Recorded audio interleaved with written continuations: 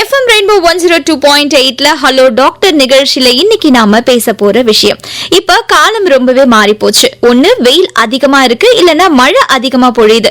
சில இடங்கள்ல வெள்ளம், சில இடங்கள்ல வறட்சி. இந்த மாதிரி காலநிலை மாற்றங்களால நிறைய நோய்களும் இப்ப அதிகமா வருது. இதுல குறிப்பா சொல்லணும் அப்படின்னா காய்ச்சல்கள். ஏன் இந்த காலநிலை மாற்றத்தால காய்ச்சல்கள் வருது, யாரெல்லாம் இதுல கவனமா இருக்கணும், என்ன செய்யணும், என்ன செய்யக்கூடாது, இப்படி நிறைய விஷயங்களை நம்ம கூட ஷேர் பண்றதுக்காக நம்ம நிலையத்துக்கு வந்திருக்காங்க. தமிழ்நாடு அரசு மருத்துவத்துறையில இணை இயக்குநராக பணியாற்றி ஓய்வு பெற்ற குறிஞ்சிப்பாடி டாக்டர் பி மனோகரன் அவர்கள். வணக்கம் sir, welcome to the show. வணக்கம்.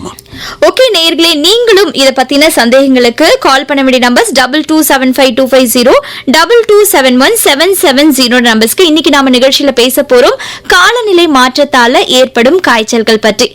சார், இந்த காலநிலை மாற்றம் அப்படின்னா என்ன, இதை ஃபர்ஸ்ட் சொல்லுங்க. வணக்கம். புதுச்சேரி வானொலி நேயர்கள் அனைவருக்கும் எனது மனமார்ந்த வணக்கத்தை தெரிவித்துக் கொள்கின்றேன். இந்தியாவில் பொதுவா பாத்தீங்க அப்படின்னா இந்த பருவ காலங்களை 4 வகையா சொல்லுவாங்க. சிலர் இன்னும் கொஞ்சம் அதிகமாக கூட பிரித்து சொல்லுவாங்க. ஆனா பொதுவாக 4 பருவ காலங்கள். அதிலே வசந்த காலம், ஆங்கிலத்தில் ஸ்பிரிங் சீசன் என்று சொல்வார்கள். கோடை காலம் சம்மர் சீசன், இலையுதிர் காலம் ஆட்டம் சீசன், குளிர்காலம் வின்டர் சீசன். இவையெல்லாம் பருவ காலங்கள். ஆண்டினுடைய ஒவ்வொரு சில மாதங்களிலே மாறி மாறி வரக்கூடியவை. இதிலே பெரிய மாற்றங்கள் இருக்காது. தள்ளி ஆரம்பிப்பதிலே சில தள்ளி போகின்ற வாய்ப்புகள் இருக்கும். ஆனால் அந்த பருவ நிலை காலத்திலே காலநிலையிலே சில மாற்றங்கள் வரும். நன்றாக நீங்கள் குறிப்பிட்டது போல வெயில் அடித்துக் கொண்டிருக்கும். காலையிலே பார்த்தீர்கள் என்றால் நல்ல வெயிலாக இருக்கும். மாலை அல்லது இரவிலே பார்த்தால் அதிகமான மழை ஏற்படும். இது போன்ற காலநிலை மாற்றத்தை தான் நாம் காலநிலை மாற்றம் என்கின்றோம். சரிங்க சார், இப்ப இந்த காலநிலை மாற்றத்துக்கும் மனித உடல் நலத்துல இது என்னென்ன தாக்கத்தை ஏற்படுத்துது? இந்த காலநிலை மாற்றத்தால் வானிலையில் உருவாகும் திடீர் மாற்றங்கள் உடலில் உருவாகும் நோய் தொற்றுக்களால் ஏற்படுகிறது. வெப்பநிலை உயர்வு, திடீர் மழை, பனி, காற்று மண்டல மாறுபாடுகள் இவை போன்றவற்றால் வைரஸ் மற்றும் பாக்டீரியாக்கள் எளிதில் பரவுகின்றன. இதற்கு காரணங்களாக சொன்னால் வானிலை மாற்றம். கோடை காலத்தில் இருந்து மழை காலத்திற்கு மாறும் போதும் அல்லது காலையில் காய்ந்து கெடுத்த கதிரவன் மாலையில் பெய்து கெடுக்கும் பெருமழை தரும்போது ஏற்படும் குளிர்ச்சி உடல் வெப்பநிலையை பாதிக்கிறது. அடுத்ததாக பார்த்தால் கொசுக்களின் பெருக்கம். மழை காலங்களிலே மழை தேங்குவதால் கொசுக்கள் அதிகமாக உருவாகின்றன. அந்த கொசுக்களின் மூலமாக பரவக்கூடிய காய்ச்சல்களும் அதிகமாக வருகின்றன. மூன்றாவது காரணமாக பார்த்தால் நோய் எதிர்ப்பு சக்தி குறைபாடு. பொதுவாக இந்த வெப்பநிலை மாறுபாடு உடலில் நோய் எதிர்ப்பு சக்தியில் குறைபாடுகளை உண்டாக்குகிறது. அதன் காலமாகவும் நோய் நமக்கு தொற்று ஏற்படுகிறது. ஓகேங்க சார், இப்ப பொதுவா பாத்தீங்கன்னா நிறைய வெயிலா இருந்தாலும் சரி, மழையா இருந்தாலும் சரி, இல்ல எந்த ஒரு கிளைமேட் சேஞ்சா இருந்தாலும் சரி, இந்த ஃபீவர் அப்படின்றது த்ரூ அவுட் அந்த வருஷம் ஃபுல்லாவே இருக்கும். இந்த மாதிரி காலநிலை மாற்றத்தால என்னென்ன காய்ச்சல்கள் தான் ஏற்படுது சார்? இந்த காய்ச்சல் என்பது ஆண்டுதோறும் நான் ஏற்கனவே குறிப்பிட்ட அத்தனை காலங்களிலுமே வரக்கூடிய வாய்ப்பு உண்டு. மழை காலங்களில் வரும், கோடை காலங்களில் வரும். ஒவ்வொரு விதமான காய்ச்சல்கள் ஒவ்வொரு காலங்களிலே வரும். தற்போது இந்த காலநிலை மாற்றத்தால் ஏற்படக்கூடிய காய்ச்சல்கள் என்பதை நாம் சில பகுதிகளாக பிரித்துக் கொள்ளலாம். இதிலே மிக முக்கியமாக கொசுக்கள் மூலமாக பரவக்கூடியது. மழை தேங்குவதால் ஏற்படக்கூடிய காய்ச்சல்கள் என்று பார்த்தால் டெங்கு, சிக்கன்குனியா, மலேரியா மற்றும் சப்பானிய மூளைக்காய்ச்சல் போன்ற கொசுக்களால் பரவக்கூடிய நோய்கள் வரும். அடுத்தபடியாக உணவு மற்றும் தண்ணீர் மூலமாக பரவக்கூடிய டைபாய்டு காய்ச்சல் இந்த காலநிலை மாற்றத்தால் வரக்கூடிய வாய்ப்பு உண்டு. காற்று மூலமாக பரவக்கூடிய அம்மை நோய், தட்டம்மை, அந்த காய்ச்சல்கள் உண்டாகும். இது தவிர சில ஃப்ளூ என்று சொல்லக்கூடிய சாதாரண வைரஸ் காய்ச்சல், இன்ஃபுளுன்சா என்று கூட சொல்லக்கூடிய காய்ச்சல் போன்ற காய்ச்சல்களும் இந்த காலநிலை மாற்றத்தால் ஏற்படக்கூடிய காய்ச்சல்களில் அடங்கும். ஓகேங்க சார், இந்த மாதிரி பீரியட்ல ஏன் அதிகரிக்குது இந்த காய்ச்சல்? இப்போ ஒருத்தருக்கு வந்துருச்சுன்னா அப்படியே பாத்தீங்கன்னா அந்த ஏரியா ஃபுல்லாவே ஸ்ப்ரெட் ஆயிடும். சோ இந்த மாதிரி டைம்ல ஏன் இந்த மாதிரி காய்ச்சல்கள்லாம் அதிகரிக்குது? இதுக்கு என்ன காரணம்? பொதுவா இந்த காலநிலை மாற்றம் வரும்போது நம்முடைய உடல் ஏற்கனவே சொன்னது போல சற்று எதிர்ப்பு சக்தி குறைவாக இருக்கும்.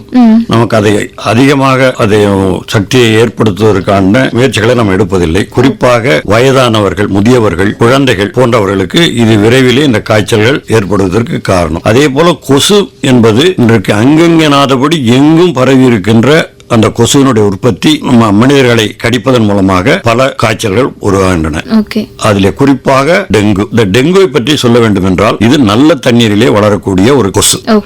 ஏடிஸ் ஈஜிப்டி என்கின்ற இந்த கொசுக்களின் மூலமே டெங்கு நோய் பரவுகிறது. இந்த டெங்கு நோய் பரப்புகிற கொசுவின் மூலம் டெங்கு வைரஸ் பரப்பப்படுகிறது. டெங்கு வைரஸ் 1, 2, 3, 4 என்று 4 வகையான வைரஸ்கள் இருக்கின்றன. இது இந்த ஏடிஸ் ஈஜிப்டி என்கின்ற பெண் கொசுக்களால் மட்டுமே பரவுகின்றது. ஓகே. இதில் நமக்கு என்ன சிரமம் என்று பார்த்தால், இந்த கொசு பகல் நேரத்திலே கடிக்கக்கூடிய கொசு. ஓகே. நம்முடைய வீட்டிலே இருக்கக்கூடிய நல்ல தண்ணீர்களிலே உற்பத்தி ஆகக்கூடிய கொசு. நம் வீட்டில் இருக்கும் நம்ம குடிப்பதற்காக பயன்படுத்துகின்ற பாத்திரங்களை மூடாமல் வைப்பதன் மூலம் அதிலே அந்த கொசுக்கள் முட்டையிடுவதன் மூலம் அதிலே கொசு புழு வளர்ந்து அது கொசுக்களாக மாறும். வீட்டில் மட்டுமல்லாமல் வெளியிலே நாம் தேவையற்ற பிளாஸ்டிக் பொருள்கள், டயர்கள், ட்ரம், கொட்டாஞ்சி போன்ற பொருள்களை நாம் வீசி இருக்கும்போது சாதாரண வெயில் காலத்திலே அவையெல்லாம் காய்ந்து நன்றாக இருக்கும். திடீரென இது போன்ற மழை பெய்யும் போது அதிலே இருக்கின்ற ஏற்கனவே மழையிலே முட்டையிட்டிருந்தால் அந்த முட்டைகள் 6 மாதம் வரை உயிரோடு இருந்து மீண்டும் அவை புழுக்களாக மாறக்கூடிய வாய்ப்பு உண்டு. அல்லது இப்பொழுது புதிதாக வந்த மழை தண்ணீரிலே கூட கொசுக்கள் முட்டையிடுவதன் மூலமாக கொசு புழு உருவாகி அவை கொசுக்களாகும். அந்த கொசுக்கள் 500 மீட்டருக்கு மேல பறக்காது. சோம்பேறி கொசு என்று கூட சொல்வார்கள். ஏனால் அதனால் பக்கத்தில் இருக்கக்கூடிய 2-3 வீடுகளிலே நகரப்பகுதிகளிலே ஃப்ரிட்ஜ் என்று சொல்கின்ற குளிர்சாதன பெட்டியினுடைய பின்பகுதியிலே தண்ணீர் தேங்கக்கூடிய ஒரு இடம் இருக்கிறது. அதை நாம் வாரத்திற்கு ஒரு முறை தண்ணீரை வெளியேற்றி விட்டு சுத்தம் செய்யாமல் அந்த தண்ணீரிலே கூட கொசு முட்டையிடுவதன் மூலமாக கொசு புழுக்கள் உருவாகி கொசு வருகிறது. எனவேதான் அந்த இடங்கள் பகுதியிலே அந்த கொசு யாரை கடிக்கிறதோ அவர்களுக்கெல்லாம் இந்த டெங்கு காய்ச்சல் வர வாய்ப்பு இருக்கிறது. இரவிலே கொசு கடிப்பது என்று சொன்னால், ஒரு கொசு நம்மளை கடிக்கும் போது நன்றாக அயர்ந்து தூங்கி கொண்டிருப்போம். சோ அதுக்கு தனக்கு தேவையான உணவான ரத்தத்தை ஒருவரிடமிருந்தோ அல்லது 2 பேரிடமிருந்தோ அறிந்துவிட்டு அந்த கொசு ஓய்வெடுக்க சென்று விடும். ஆனால் இந்த கொசு பகலிலே கடிப்பதால் நாம் பகலிலே கடிக்கும் போது உடனே நம்ம தட்டி விட்டோம். உடனே என்ன பண்ணது, இன்னொருத்தர் தன்னுடைய பசிக்கு இன்னொருவரை கடிக்கும், அப்புறம் மற்றவரை கடிக்கும். இப்படி பலரை ஒரே நேரத்தில் கடிப்பதன் மூலமாக ஏற்கனவே பாதிக்கப்பட்ட கொசு, டெங்கு வைரஸ் பாதிக்கப்பட்ட கொசுவா இருந்தால் அது யாரை கடிக்கிறதோ அவ்வளவு பேருக்கும் டெங்கு நோய் பரவ வாய்ப்பு. Welcome back. எஃப்எம் ரெயின்போ 102.8ல கேட்டுட்டு இருக்கீங்க ஹலோ டாக்டர் நிகழ்ச்சியை. இன்னைக்கு காலநிலை மாற்றத்தால ஏற்படக்கூடிய காய்ச்சல்கள் குறித்து நிறைய விஷயங்கள் நம்ம கூட ஷேர் பண்ணிக்கிட்டு இருக்காங்க. தமிழ்நாடு அரசு மருத்துவத்துறையில் இணை இயக்குநராக பணியாற்றி ஓய்வு பெற்ற டாக்டர் பி மனோகரன் அவர்கள். சார், இப்ப நம்ம பேசிட்டு இருந்தோம் இந்த டெங்கு பத்தி. டெங்கு தவிர்த்துட்டு இந்த காலநிலை மாற்றத்தால மலேரியா, சிக்கன் குனியா இந்த மாதிரி நிறைய மத்த வைரஸ் காய்ச்சல்களும் இருக்கு இல்லையா? சோ இதெல்லாம் காலநிலை மாற்றத்தோட எப்படி தொடர்புடையதுன்னு நீங்க சொல்றீங்க? காலநிலை மாற்றத்தால் நம்ம சிக்கன் குனியா சொல்ற ஒரு காய்ச்சலும் வருகின்றது. இது சிக்கன் குனியா காய்ச்சல் முக்கால்வாசி நம்முடைய டெங்கு சார்ந்ததுதான். டெங்கு கொசு, அதே டெங்கு ஏடிஸ் எஜிடி கொசு மூலமாகத்தான் சிக்கன் குனியாவும் பரவுகிறது. அதற்கு காரணம் சிக்கன் குனியா வைரஸ் தான். அது உற்பத்தி ஆகிற, நான் ஏற்கனவே குறிப்பிட்ட அதே நல்ல தண்ணீரில் உருவாகக்கூடிய கொசு, ஏடிஸ் கொசு கடிப்பதன் மூலமாக வருகிறது. பகலிலே கடிக்கக்கூடிய கொசு என்னவென்றால் இதில் முட்டி வலி அதிகமாக இருக்கும், காய்ச்சல் லேசாக இருக்கும், மற்றபடி இதில் பெரிய பாதிப்பு எதுவும் இருக்காது. மலேரியா சுத்தமான தண்ணீரில் இருக்கும். ஆனால் ஏற்கனவே சொன்ன இந்த வீட்டிலே பிடித்து வைக்கின்ற பாத்திரங்களிலே இந்த கொசு வளராது. இது தொட்டிகள், மேல் தொட்டிகள், கிணறுகள், சில வயல்வெளிகளிலே உள்ள குழிகள், தென்னை மரம்லாம் வச்சிருப்பாங்க. சில நேரங்களில் அதை பறித்து தென்னை மரம் எடுத்துட்டு வாங்க, அந்த குழி இருக்குல்ல, அந்த குழியில் இருக்கக்கூடிய நல்ல தண்ணீரிலே இந்த மலேரியா கொசுக்கள் உருவாகும். மலேரியா அப்படின்னு பாத்தீங்கன்னா இதுக்கு காரணமானது 2 கொசு, அனஃபலிஸ் கொசு என்று சொல்வார்கள். அனஃபலிஸ் குல்சி என்கிற ஸ்பீசிஸ் ஆன இதுதான் அதிக அளவில் இந்த மலேரியாவை பயன்படுகிறது. இந்த பரப்பக்கூடிய பாக்டீரியா பாத்தீங்க அப்படின்னு சொன்னா plasmodium vivax, plasmodium falciparum, plasmodium malariae, plasmodium ovale என்கின்ற 4 காரணமாக தான் இந்த மலேரியா காய்ச்சல் பரவுகிறது. இது தவிர்த்து வேற என்னென்ன வைரஸ் ஃபீவர்ஸ்லாம் இருக்கு சார்? அதிக அளவில் இல்லை என்றால் கூட ஜப்பானிய மூளை காய்ச்சல் இந்த காலநிலை மாற்றத்தால் வரக்கூடிய வாய்ப்பு இருக்கு. இந்த ஜப்பானிய மூளை காய்ச்சலை ஏற்படுத்தக்கூடிய கொசுக்கள் கியூலக்ஸ் வகை கொசுக்கள். இந்த வைரஸ் ஜப்பானீஸ் என்கெஃபலைட்டிஸ் வைரஸ், ஜப்பானிய மூளை காய்ச்சல் வைரஸ் மூலமாக தான் இது பரவுது. இந்த கொசு கியூலக்ஸ் கொசு விஷ்ணுயி அப்படின்ற கொசு மூலமாக பரவுகிறது. இது நேரடியாக மனிதர்களை கடிப்பதால் இந்த காய்ச்சல் நமக்கு வராது. அது ஏற்கனவே தொற்று உள்ள பன்றிகள் அல்லது நாரை போன்ற பறவைகளை கடிப்பதன் மூலமாக அவற்றை கடித்த பிறகு அதிலிருந்து அந்த கிருமியை கொண்டு மனிதனை தவறுதலாக கடிக்கும் பொழுது இந்த காய்ச்சல் நமக்கு அந்த வியாதியின் மூலமாக வர வாய்ப்பு இருக்கிறது. பொதுவாக இந்த கூலக்ஸ் கொசுக்கள் வயல்வெளிகளிலே தேங்கி இருக்கின்ற நீர்களிலே பரவும். எனவே அதனால்தான் பன்றி, விலங்குகள் அல்லது பறவைகள் போன்றவற்றை அதை கடித்துவிட்டு தற்செயலாக அது மனிதனை கடிக்கும் பொழுது இந்த மூளைக்காய்ச்சல் ஏற்பட வாய்ப்பு உண்டு. ஓகேங்க சார். இப்ப பொதுவாவே காய்ச்சல்கள்லாம் பாத்தீங்கன்னா ஒரு 3 நாள் இருந்ததுன்னா அது சாதாரண ஃபீவர் தான், ஒரு வாரத்துல சரியாயிடும்ன்றாங்க. வைரஸ் ஃபீவரா இருந்தா அது பல நாட்கள் இருக்கும். இப்ப இந்த ஃபீவர்னு ஒண்ணு ஏற்படுதுன்னா அதுக்கு ஆரம்ப அறிகுறிகள் என்ன, எப்ப கண்டிப்பா மருத்துவர் நம்ம அணுகணும்? காய்ச்சல் என்பது பொதுவாக மிதமான காய்ச்சல் சற்று அதிகமான காய்ச்சல், மிக அதிகமான காய்ச்சல் என்று பல வகைகளில் கூட வரலாம். நீங்கள் குறிப்பிட்ட போல சாதாரண வைரஸ் காய்ச்சல், ஃப்ளூ என்று சொல்வார்கள், சாதாரண வைரஸ் காய்ச்சல் விளையாட்டாக கூட சொல்வார்கள். அதற்கு சிகிச்சை எடுத்துக்கொண்டால் 7 நாட்களில் சரியாகிவிடும். சிகிச்சை எடுக்காவிட்டால் 7 நாட்களில் சரியாகிவிடும். சிகிச்சை எடுத்துக்கொண்டால் 1 வாரத்தில் சரியாகிவிடும் என்று. அப்படி தானாகவே அந்த வைரஸ் காய்ச்சல் மறையக்கூடியது தான். அது அதிக அளவிலே பாதிப்புகள் இருக்காது. பட் காய்ச்சல் என்பது வேறு வேறு காரணிகளால் உருவாகிறது. நமக்கு தெரிந்தபடி நிறைய கிருமிகள், வைரஸ், பாக்டீரியாக்கள், மற்ற கிருமிகள் மூலமாக பரவக்கூடும். இதில் காய்ச்சலிலே சில காய்ச்சல்கள் நாம் இப்படி இருந்தால் இந்த காய்ச்சலாக இருக்கலாம் என்று நாம் ஊகிக்க முடியும். உதாரணத்திற்கு நம்முடைய டெங்கு காய்ச்சல் திடீரென அதிக காய்ச்சல் எடுத்தவுடன் காய்ச்சல் ஆரம்பிக்கும். டெங்கு காய்ச்சல் ஆரம்பிக்கும் போதே அதிக அளவிலான காய்ச்சல் இருக்கும். அது அப்படியே தொடர்ந்து இருக்கும். அதே டைஃபாய்டு காய்ச்சல் பார்த்தால் முதல் நாள் லேசான காய்ச்சல், அடுத்த நாள் சற்று அதிகம், அதற்கு பிறகு கொஞ்சம் மிக அதிகம், அப்படி ஏணிப்படிகள் போல லேடர் டைப் ஆஃப் ஃபீவர்னு சொல்வார்கள். அந்த காய்ச்சல் கொஞ்சம் கொஞ்சமாக ஏறி மேலே போகிற அளவுக்கு இருந்தால் டைஃபாய்டு காய்ச்சலாக இருக்க வாய்ப்பு உண்டு. அதே போல் குளிர்காய்ச்சல் நன்றாக எவ்வளவு போர்வை நாம் தூக்கி போட்டு போத்தினாலும் நம்ம அந்த உதறல், குளிர், நடுக்கம் போன்றவை இருந்தால் அவை மலேரியா காய்ச்சலாக இருக்க வாய்ப்பு உண்டு. காலையில் இருக்காது, பகல் நேரத்தில் இருக்காது, மாலை நேரத்திலே சில காய்ச்சல் வரும். அது காசநோயினுடைய அறிகுறியாக இருக்கும். இப்படி காய்ச்சல் வெவ்வேறு வகையிலே மாறுபடும். அவற்றை நாம் பரிசோதனை செய்வதன் மூலமாக மட்டுமே இது எந்த காரணியால், எந்த நோயால் இந்த காய்ச்சல் வருகிறது என்பதை நாம் கண்டுபிடிக்க முடியும். ஓகே, இப்ப சாதாரண ஃப்ளூவா இருந்தா 1 வாரத்துல சரியாயிடும் அப்படின்றீங்க. எப்ப சிவியர் மருத்துவரை கண்டிப்பா பார்த்தே ஆகணும் இந்த ஸ்டேஜ்ல அப்படின்னு ஒரு காய்ச்சல் இருக்குல்ல, எத்தனை நாள் தொடர்ச்சியா காய்ச்சல் இருந்தா கண்டிப்பா நம்ம டாக்டரை பார்க்கணும்? பொதுவாக காய்ச்சல் கண்டவுடன் மருத்துவமனைக்கு செல்ல வேண்டும் என்று அவசியம் இல்லை.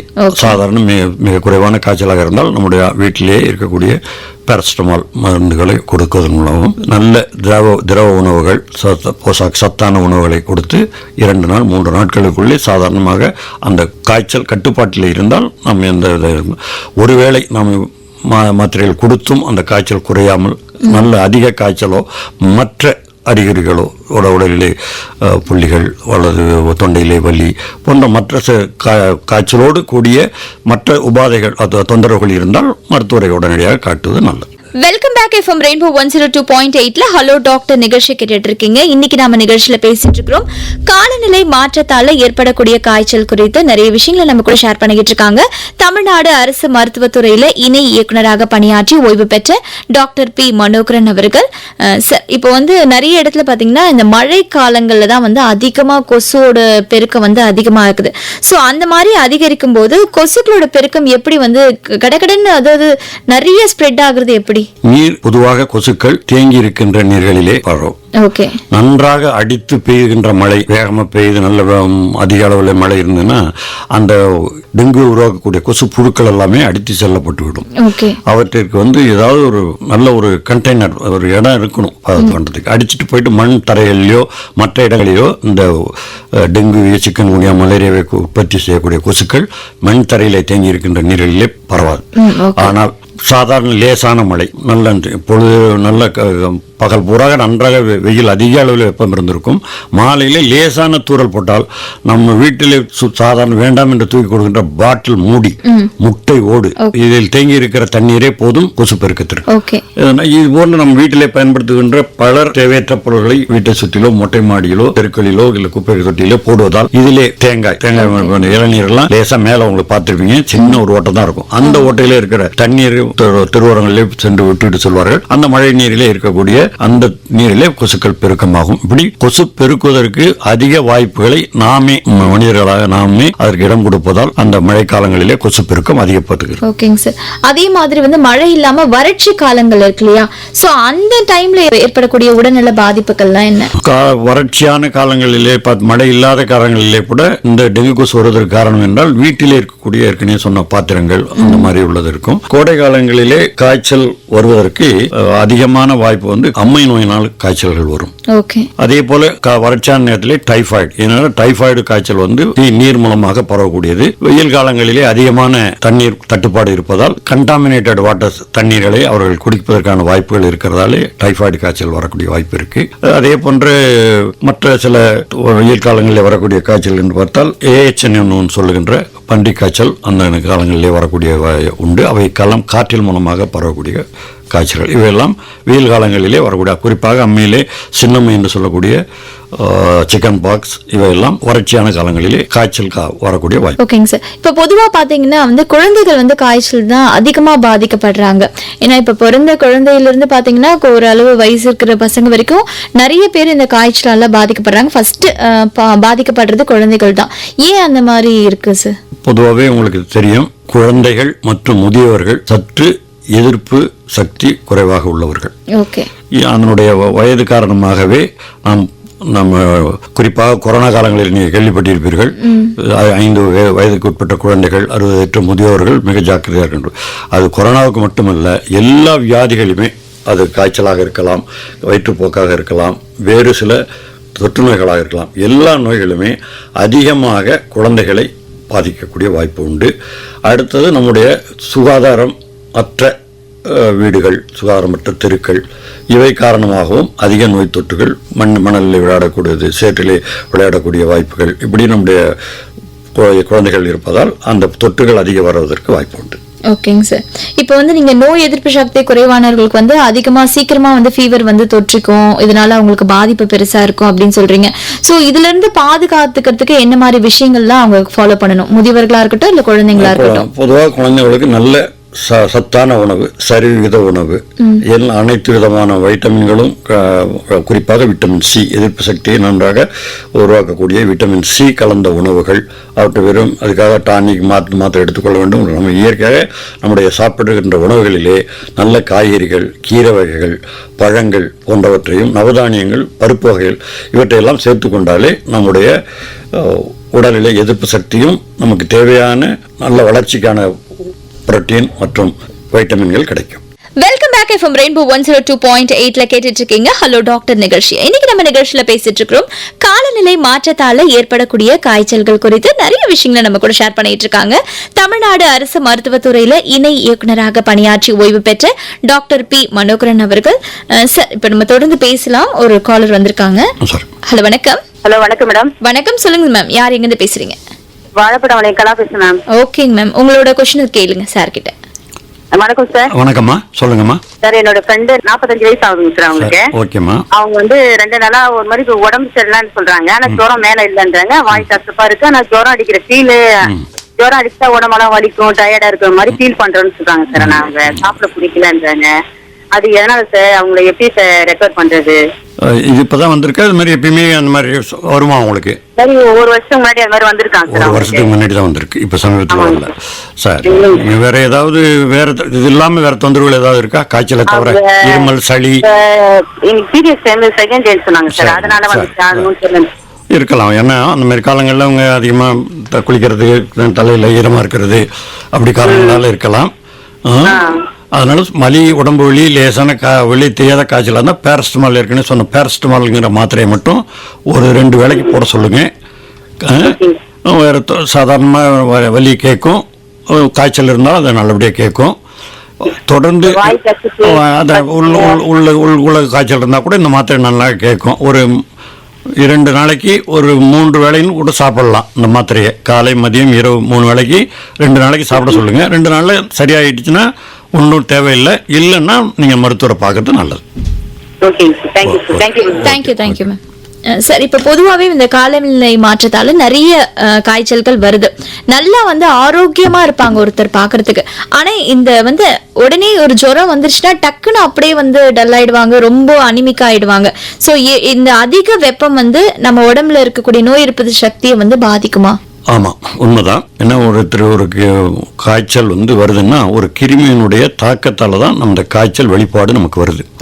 ஸோ அந்த கிருமி உள்ளே போய் நமக்கு அந்த காய்ச்சல் கண்டவுடன் நம்முடைய உடலே பொதுவாக பார்த்தீங்கன்னா சோர்வாக இருக்கும். நம்ம ஏற்கனவே இருந்த அந்த ஆரோக்கியத்தோட ஒரு ஆக்டிவாக நம்ம வந்து செய்ய முடியாது, சோர்ந்து படுத்திருப்பாங்க. உணவு ஒன்றது பார்த்தீங்கன்னாலும் நன்றாக சாப்பிட முடியாது. நம்ம ரொம்ப சோர்வாக இருக்கிறதால மிக குறைந்த அளவில் சாப்பாடு சாப்பிடுவோம். அதுவும் நல்ல சத்துள்ள சாப்பாடுகளை நம்ம கஞ்சி போன்ற திரவங்களை தான் நம்ம கொடுப்போம். அதனால அவங்களுக்கு இயற்கையாக கிடைக்கக்கூடிய நல்ல சத்துள்ள வைட்டமின்கள், மற்ற புரதச்சத்துக்கள்லாம் கிடைக்காம போயிடும்.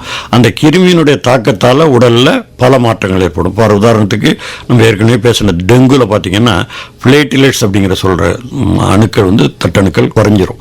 அந்த தட்டணுக்கள் குறையறதால ரத்தத்துல கசிவு ஏற்படக்கூடிய வாய்ப்பு இருக்கு. அதன் மூலமா சில பாதிப்புகள் உண்டாகும். இது மாதிரி ஒவ்வொரு நோய்க்கும் அந்த கிருமியை பொறுத்து அதனுடைய தாக்கத்தை பொறுத்து உடல்ல நமக்கு ஒரு பலவீனத்தையும் ஒரு எதிர்ப்பையும் குறைக்கும். ஓகே, இப்போ பொதுவா வந்து இந்த குடிநீர் மாசுபாடு எவ்வாறு இந்த ஃபீவர்ஸ்க்குலாம் வந்து காரணமா இருக்கு அப்படின்னு நினைக்கிறீங்க? பொதுவா இது காலநிலை மாற்றத்துல நம்ம ஏற்கனவே குறிப்பிட்டது போல இந்த நீரின் மூலமாக பரவக்கூடிய காய்ச்சல் அப்படின்னு பாத்தீங்கன்னா டைபாய்டு காய்ச்சல். ஏன்னா நம்ம ஏற்கனவே சொன்ன மாதிரி இது வந்து நீர் மாசுபடுவதாலோ அல்லது உணவின் மூலமாக இந்த காய்ச்சல் வரும். மழை காலங்கள்ல பொதுவா தண்ணீர் அதிகமா ஒரு இடத்துல பெஞ்சு ஒரு இடத்துக்கு ஓடும். ஏதாவது ஒரு நல்ல தண்ணீர் பிடிக்கக்கூடிய ஒரு பைப்புல ஒரு சின்ன ஓட்டையோ அல்லது ஒரு உடைச்சல் ஏதாவது இருந்ததுன்னா வேற ஒரு பக்கத்திலே ஒரு சாக்கடைகளோ அல்லது சில இடங்கள்ல திறந்த வெளியில மலம் குளிக்கக்கூடிய ஒரு சூழ்நிலைகள்லாம் நம்ம பார்க்கிறோம். அந்த மலத்திலோ அல்லது சாக்கடைகளிலோ இருக்கக்கூடிய ஏதாவது ஒரு கிருமி அந்த நல்ல தண்ணீருடைய கலந்தால் அந்த தண்ணீரை பருகக்கூடிய அனைவருக்குமே அந்த நோய் தொற்று ஏற்பட வாய்ப்பு உண்டு.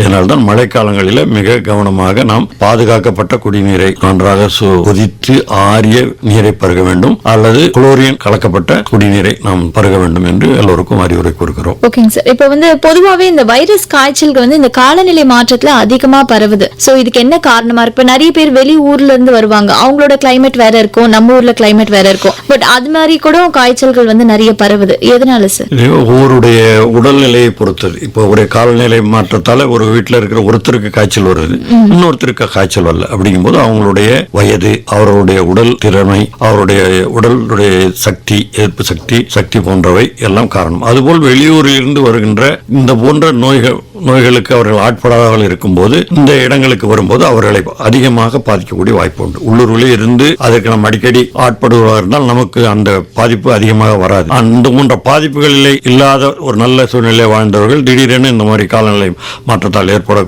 காய்ச்சல் வரக்கூடிய பகுதிகளில் வரும்பொழுது அவர்களுக்கு இந்த தொற்று பாதிப்பு அதிகமாக இருக்க கண்டிப்பாக வாய்ப்புகள் உண்டு. ஓகேங்க சார். இப்ப பொதுவாகவே வந்து சுற்றுச்சூழல் சுகாதாரம் இதெல்லாம் வந்து நோய் தடுப்புல ரொம்பவே வந்து இம்பார்ட்டன்ட் சொல்லலாம். சோ இது எந்த அளவுக்கு வந்து முக்கியம்? பொதுவாக சுகாதாரம் என்பது ஒவ்வொரு நிலையிலுமே நாம் கடைபிடிக்க வேண்டும். முதலிலே தன் சுத்தம் என்றால் உங்களுக்கு நன்றாக தெரியும். நம்மை சுகாதாரமாக வைத்துக் கொள்வது, தலையில் ஆரம்பித்து கால் வரைக்கும் முடிகளை சரியாக பராமரிப்பது, கண் மூக்கு வாய் போன்ற பொருட்களை சுத்தம் செய்வது, உடலை நன்றாக சோப்பு போட்டு தேய்த்து குளிப்பது, குறைந்தபட்சம் ஒரு நாளைக்கு ஒரு முறை குளிப்பது, அதே போல் நகங்களை வாரத்திற்கு ஒரு முறையாவது வெட்டி சுத்தமாக வைத்துக் கொள்வது, சாப்பிடுவதற்கு முன்பும் மலங்கழித்த பின்பும் கைகளை நன்றாக சோப்பு போட்டு கழுவுவது போன்ற நன்றாக துவைத்து காய்ந்த துணிகளை போட்டுக்கொள்வது போன்ற கடைபிடித்தால் வராது. அதிலும் இந்த கொசுவிலிருந்து தப்பிப்பதற்கு நம்முடைய முழுக்கால் சட்டைகளை அணிவது, கொசுக்கள் கடிக்காமல் நாம் தடுக்க பயன்படுத்துவது நல்லது. அதே போல அடுத்தது வீட்டு சுத்தம் மிக மிக முக்கியமானது. ஏனென்றால் தன் சுத்தம் ஒருவரோடு நின்றுவிடும். வீட்டு சுத்தம் அந்த வீட்டில் உள்ள அனைவருக்குமே பாதிப்பை உண்டாக்கக்கூடும். எனவே நாம் வீட்டை எந்த விதமான தேவையற்ற குப்பைகள் சேராத வண்ணம் அவற்றை அப்போது வெளியே அப்புறப்படுத்த விட வேண்டும். சில பொருட்களை நாம் வீட்டிலேயே சேர்த்து வைப்பதன் மூலமாக அதிலே சில கரப்பாம்பூச்சி, எலிகள் போன்றவைகள் வளரக்கூடிய வாய்ப்பு உண்டு. எலி என்று சொன்ன உடனே எனக்கு இந்த மழைக்காலங்களிலே எலி காய்ச்சல் என்று ஒரு காய்ச்சல் கூட வரக்கூடியது உண்டு. காலநிலை காய்ச்சலில் காரணமாகவும் இந்த காய்ச்சல் வரலாம். அந்த எலி காய்ச்சல் என்பது ஆங்கிலத்தில் லெப்டோஸ்பைரோசிஸ் என்று சொல்வார்கள். எலியினுடைய சிறுநீர் நீரிலே கலந்து அந்த நீரை குடிக்க வேண்டும் என்ற அவசியம் இல்லை. அதிலே காலிலே ஒரு காயம், சிறு வெடிப்பு மூலமாக நாம் நடந்து சென்றாலே அந்த கிருமி நம்முடைய உடலிலே சென்று அது தீவிர காய்ச்சலை உண்டாக்கி நமக்கு இறப்பு வரை கூட கொண்டு செல்லும். எனவே வீட்டை சுத்தமாக வைத்துக் கொள்ள வேண்டும். காய்கறிகளை நன்றாக கழுவி சுத்தமாக உணவு சமைக்க வேண்டும். சமைத்த உணவை நன்றாக மூடி வைக்க வேண்டும். ஆரிய அல்லது நேரம் கழித்து சாப்பிடுவது, அந்த பொருள்களை கொஞ்சம் கெட்டுப்போன உணவுகளை சாப்பிடுவது போன்றவற்றை நாம் தவிர்க்க வேண்டும். வீட்டிலே அந்த சாக்கடை நீர், நம்ம சமையல் பயன்படுத்துகின்ற நீர், குளித்தல் நீர் என்றவற்றையும் வெளியே சாக்கடையாக அனுப்பாமல் வீட்டிலே வீட்டு தோட்டம் போட்டு அதில் செய்யலாம், அல்லது உறிஞ்சி குழிகள் மூலமாக வீட்டை சுத்தம். எனவே வீட்டு சுகாதாரம், தெரு சுத்தமாக இருப்பது, குடிநீர் பாதுகாக்கப்பட்ட குடிநீர் மூடி வைத்திருக்க வேண்டும். குளோரினேஷன் செய்யப்பட்ட நீர் அல்லது குழந்தைகளாக இருந்தால் நன்றாக சுத்தமாக கொதிக்க வைத்து ஆரிய குடிநீர்களை பயன்படுத்துவது என நீரை சுத்தமாக இருக்க வேண்டும். காற்றும் இப்பொழுது மாசுபட்டு இருப்பதால் நல்ல சுகாதாரமான முறையிலே அடுப்புகளை, இந்த விறகு அடுப்புகளை பயன்படுத்துவதை குறைத்து எரிய அடுப்புகளை பயன்படுத்துவது நல்லது. ஓகேங்க சார், தொடர்ந்து பேசலாம். ஒரு காலர் வந்திருக்காங்க. ஹலோ, வணக்கம். வணக்கம் மேடம், நான் வேலூர் மாவட்டம் பட்படி பகுதியிலிருந்து சந்திரசேகர் பேசுறேன். ஓகேங்க சார், உங்களோட கொஸ்டினை கேளுங்க சார் கிட்ட. சார், எனக்கு 2 கேள்விகள் இருக்குடா சார். சொல்லுங்க. முடி பாத்தீங்கன்னு வச்சுக்கோங்களேன், அதிகமாக உதிரும். அவங்க வந்து ப்ராப்பரா மெயின்டைன் பண்ணாததுனாலதான் முடி உதிருதா, அல்லது என்னென்ன காரணங்களால உங்களுக்கு முடி உதிருது, அதை பத்தி ஒண்ணு சொல்லுங்க. 2வது டாக்டர், எனக்கு நீங்க சொன்னீங்க அருமையா நம்ம எப்படி நம்மள சுத்தமா வச்சுக்கணும் செய்யணும்னு. இப்ப இந்த ஹேண்ட் வாஷ் அப்படிங்கிற ஒரு விஷயம் பண்ணும் பொழுது வெறும் தண்ணியில நம்ம ஹேண்ட ஜஸ்ட் லைக் வாஷ் பண்ண கூடாது, அதுக்கு டிஸ்இன்ஃபெக்டன் அந்த மாதிரி போட்டுட்டு பிறகுதான் சாப்பிடணும் அப்படின்னு சொல்றாங்க. டாக்டர், ப்ராப்பரா எப்படி நம்ம வந்து ஹேண்ட் வாஷ் பண்ணது எது பெஸ்டான விஷயமா இருக்கும், அந்த ப்ரொசீஜர் நீங்க கொஞ்சம் சொல்லுங்க டாக்டர். நான் அப்படியே ரேடியோல. சரிங்கம்மா, நல்லதுமா. முதல்ல இந்த முடி உதிர்றதை பற்றி சொன்னீங்க. இது பொதுவாக முடி உதிர்வதற்கு பல காரணங்கள் உண்டு. குறிப்பாக இரும்பு சத்து, அயன் டிஃபிஷியன்சி இருந்தால் அந்த இரும்பு சத்து குறைபாடு உள்ளவர்களுக்கு இந்த முடி உதிர்தல் இருக்கும். நாம் பயன்படுத்துகின்ற தலையிலே பயன்படுகின்ற ஷாம்பு, ஹேர் ஆயில், நம்முடைய சீப்பு, இந்த மாதிரி காரணங்களாக கூட முடி உதிர்தல், நம்முடைய பிளட், ஈவன் இந்த தேங்காய் பூ டவலால் தலையை தோற்றுறதால கூட முடி உதிரல் இருக்கும். வெந்நீரில் குளிப்பதால் கூட முடி உதிரல். முடி உதிருக்கு பல காரணங்கள் உண்டு. இது தொடர்ச்சியாக இருந்தால் நீங்கள் ஒரு தோல் மருத்துவரை சந்தித்து அவருடைய ஆலோசனை பெறுவது நல்லது. 2வதாக நீங்கள் கேட்டது கை கழுவ வேண்டும் என்பது உண்மையிலே அது வந்து நீங்கள் சொன்னது போல பலருக்கும் இன்னும் அதனுடைய முழு விவரங்கள் அதிக அளவிலே தெரியவில்லை என்றுதான் நானும் கூறுவேன். பொதுவாக நம்ம கை கழுவுறது அப்படின்னு பார்த்தோம்னா, இப்போ கிராமங்களில் ஒரு ஹோட்டலுக்கு சாப்பிட போவாங்க, நண்பர்கள் போறாங்க அப்படின்னா ஒரு பையன் டேப்பை திறப்பான். அவன் கழுவிட்டு இருக்கும்போதே ஒரு பையன் நடுவில் அப்படியே கையை லேசாக காட்டிட்டு போயிடுவான். அப்படி குறுக்க பார்த்துருப்போம். அப்புறம் அதே மாதிரி தண்ணி ஒரு ட்ரம்ல தண்ணி பிடிச்சி வச்சிருப்பாங்க. ஒருத்தர் டம்ளர் எடுத்து கழுவாரு, ஒருத்தர் அப்படியே அந்த ட்ரம்ல இருக்கிற தண்ணியை கொஞ்சோண்டு கையில் எடுத்து அப்படி வெளியே எடுத்து ஊத்திட்டு போடுவார். இப்படிதான் கழுவாங்க. குறிப்பாக திருமண வீடுகள், கல்யாண வீட்டில் பார்த்தீங்கன்னா இன்னும் வேடிக்கையா இருக்கும். அவங்க ஒரு 1/2 லிட்டர், ஒரு 300 ml அல்லது ஒரு 1/2 லிட்டர் பாட்டில் தான் வச்சிருப்பாங்க. அதுல கிளையும் கழுவணும், கையும் கழுவணும் போது லேசா அப்படி பாட்டில திறந்து அப்படியே 2 பக்கமும் சுத்தி பார்ப்பாங்க, யாராவது நம்மளை பாக்குறாங்களான்னு. அப்படியே டேபிளுக்கு கீழே லேசா, அது நல்லாவும் கை கழுவ முடியாது, ஏன்னா மீதி தண்ணி குடிக்கணும். அப்படின்னு லேசா கையை கழுவாங்க. அது என்ன பண்றோம் அப்படின்னா, நம்ம கையில் இருக்கிற அழுக்கு கிருமிகள் எல்லாம் நல்லா ஊற வச்சு ரெடியா வச்சுக்கிறோம். வச்ச உடனே இலையில ஃபர்ஸ்ட் ஸ்வீட் போடுவாங்கல்ல, அந்த ஸ்வீட்டோட சேர்ந்து இந்த நம்ம அழுக்கு கிருமிகள் எல்லாம் சேர்த்து உள்ள அனுப்பிடுவோம். இதுதான் நம்ம நடைமுறையில் நம்ம செய்கிற கை கழுவுற பழக்கம். அது வந்து மிகவும் தவறானது. கை கழுவணும் அப்படிங்கும்போது நல்லாக ஓடுகின்ற தண்ணீர், அதாவது டேப், ரன்னிங் டேப் வாட்டர் என்று சொல்வார்கள். பைப் குழாயிலிருந்து நல்லா ஓடுகின்ற தண்ணீரில் முதல்ல 2 கைகளையும் நன்றாக நனைத்து கொள்ள வேண்டும்.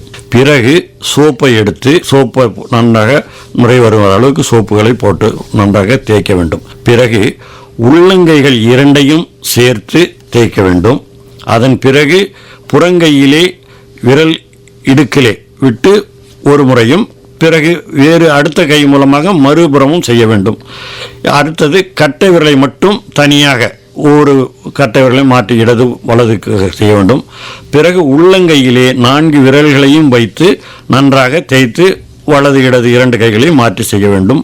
மணிக்கட்டு வரை நன்றாக சோப்பை போட்டு கழுவி அந்த நன்றாக ஓடுகின்ற தண்ணீரிலே நாம் கைகளை கழுவ வேண்டும். இதை குறிப்பாக 2 முறை இதை நாம் செய்தோம் என்றால் மீறினால் பரவக்கூடிய தொற்றுகளில் 99% நோய்களை நாம் தடுக்க முடியும். இவளை கழுவி விட்டு உடனே நம்ம என்ன பண்ணுவோம்னா, நல்ல அழுக்கு டவலில் தான் கை துடைப்போம். அது மாதிரி செய்யக்கூடாது. நன்ற சுத்தமான ஒரு டவல் துண்டுகளில் நம்ம கை கழுவ வேண்டும். இதை குறிப்பாக உணவு அருந்துவதற்கு முன்பும் மலம் கழித்த பின்பும் கண்டிப்பாக செய்தால் பல வியாதிகளை நாம் தடுக்க முடியும். Welcome back. FM ரெயின்போ 102.8ல ஹலோ டாக்டர் நிகழ்ச்சியை கேட்டுட்டு இருக்கோம். சார், இப்போ வந்து நம்ம நிறைய விஷயங்கள் பேசிட்டு இருக்கோம் காலநிலை மாற்றத்தால ஏற்படக்கூடிய காய்ச்சல்கள் பத்தி. இப்போ வந்து நிறைய பேர் வந்து இந்த செல்ஃப் மெடிசன் எடுத்துக்கிறாங்க. இது எந்த அளவுக்கு பாதுகாப்பா அப்படின்னு நீங்க நினைக்கிறீங்க? மிகவும் தவறான ஒரு நடைமுறை. ஓகே. பலரும் பின்பற்றும் நடைமுறை. ஏன்னா நம்ம திரும்ப திரும்ப சொல்றோம், ஏற்கனவே சொன்ன மாதிரி ஒரு காய்ச்சல் என்றால் பல காரணங்கள் உள்ள காய்ச்சல் இருக்கு. ஒரு மனநோய் மருத்துவமனைக்கு போயிருந்தப்ப அந்த மனநோய் டாக்டர் வந்து என்ன வார்டு ரவுண்ட்ஸ் போகும்போது நான் அவர் கூட போனேன். அங்க போகும்போது ஒரு மனநோய் பாதித்த ஒருவர் ஒரு பெண் பெயரை உஷா உஷா என்று சொல்லிக் கொண்டிருந்தார். ஏன் அவர் உஷா உஷா என்று சொல்கிறார் தெரியுதா என்று கேட்டார்.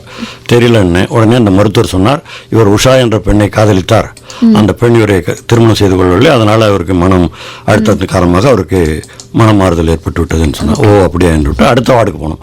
அங்கும் ஒரு பேஷண்ட் உஷா உஷா என்று சொல்லிக் கொண்டிருந்தார். உடனே மருத்துவர் கேட்டார், சார் நீங்கள் ஏன்? அது எனக்கு தெரியுது சார், இவரும் அந்த உஷாங்கிற பொண்ணை லவ் பண்ணியிருப்பார், அந்த பொண்ணு முடியாதுன்னு சொன்ன உடனே அவருக்கு இல்லை அதுதான் இல்லை, இந்த நபர் வந்து அந்த உஷாங்கிற பொண்ணை கல்யாணம் பண்ணிக்கிட்டாரு, கல்யாணம் பண்ணிக்கிட்டதால அந்த வாழ்க்கையில் அவருக்கு இந்த மாற்றம்.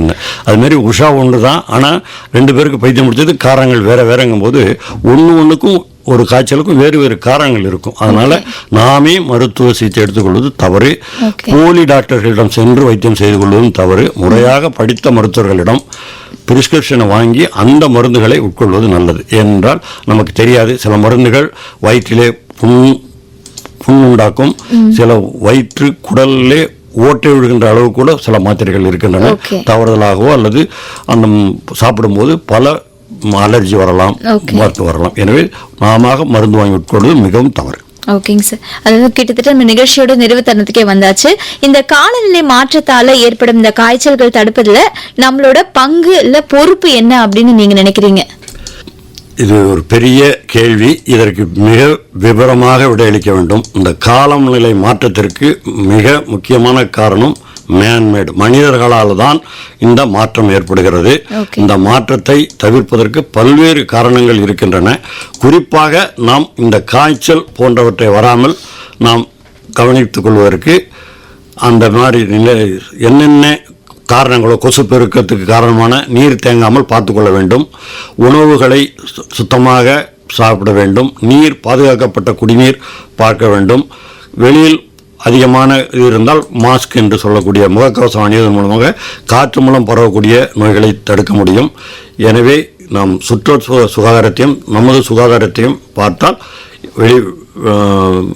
திறந்த வெளியில் மலம் கழிப்பதை தவிர்த்து நம்முடைய வீட்டிலே இருக்கக்கூடிய கழிப்பறைகளை பயன்படுத்துவது போன்றவற்றை நாம் கை கழுவுவதை முறையாக பயன்படுத்துவது போன்ற பல விஷயங்களை நாம் கடைபிடித்தால் காலநிலை மாற்றத்தால் மட்டுமல்ல எந்த நிலையிலும் நமக்கு நோய் பரவாமல் தடுக்கலாம். ஓகே, நிகழ்ச்சியோட நிறைவு தருணத்துக்கு வந்தாச்சு. இன்னைக்கு காலநிலை மாற்றத்தால ஏற்படக்கூடிய காய்ச்சல் குறித்து நிறைய விஷயங்களை நம்ம கூட ஷேர் பண்ணிக்கிட்டாங்க. தமிழ்நாடு அரசு மருத்துவத்துறையில இணை இயக்குநராக பணியாற்றி ஓய்வு பெற்ற டாக்டர் பி மனோகரன் அவர்கள். சார், உங்களுக்கு நிலையத்தின் சார்பாக மனமார்ந்த நன்றி. மிக்க நன்றி. இதில் கலந்து கொண்ட நேயர்களுக்கும் கேட்ட மற்றவர்களுக்கும் நன்றி. சார்.